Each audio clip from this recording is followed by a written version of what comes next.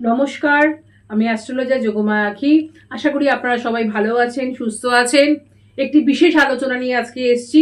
ছোট্ট করে বলবো, সেটা হচ্ছে আপনারা সবাই জানেন যে আগামী 13ই জুলাই থেকে 28শে নভেম্বর পর্যন্ত কিন্তু শনি মহারাজ বক্র গতিতে মানে বক্রি হচ্ছে।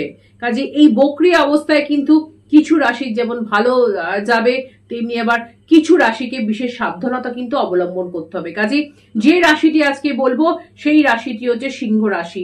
দেখা যাক সিংহ রাশি কি থাকতে হবে, ভালো না কতটা কি সাবধানতা অবলম্বন করতে হবে।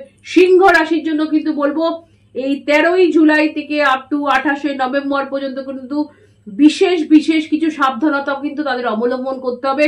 প্রথমেই তাদের যেটা প্রথম পয়েন্টেই বলবো সেটা হচ্ছে শারীরিক দিক থেকে ভীষণ সাবধানতা অবলম্বন করতে হবে। শরীর নিয়ে কিন্তু বেশ একটা ভোগান্তির সম্ভাবনা রয়েছে।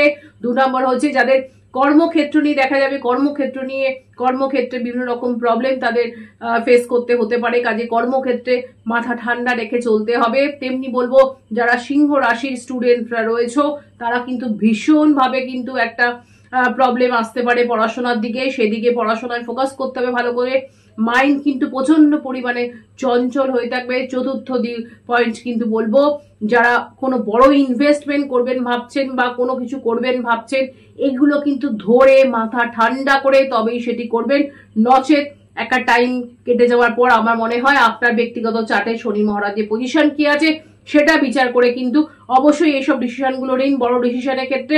তেমনি আবার বলবো কিন্তু একটু চেষ্টা করবেন নিজের বাক্যকে সংযত রাখার। কোনো না কোনো ঝামেলায় কিন্তু জড়িয়ে পড়ার সম্ভাবনা রয়েছে। এবং শেষ পয়েন্ট হচ্ছে যে মানসিক দিক দিয়ে কিন্তু একটা বেশ ডিস্টারবেন্স থাকবে এবং একটা ডিপ্রেশনও কিন্তু থাকবে। কাজেই এই যে পয়েন্টগুলো আমি বললাম, এগুলো সিংহ রাশির জাতক জাতিকারা একটু মেনে প্রথম দিক থেকে চলুন। আশা করি সবকিছুই ভালো থাকবেন। আর যাদের ব্যক্তিগত চার্টে শনি মহারাজের পজিশন ভীষণ খারাপ অবস্থায় রয়েছে তারা বলবো সময় নষ্ট করবেন না। এই সময়টাকে কাজে লাগিয়ে যাতে ভালোভাবে দিনগুলো কাটাতে পারেন, শনি মহারাজের কৃপা আপনার উপর থাকে, তার ব্যবস্থা করুন, তাহলে কিন্তু ভালো থাকবেন। ততক্ষণে যেন সবাই সুস্থ থাকবেন, ভালো থাকবেন। নমস্কার।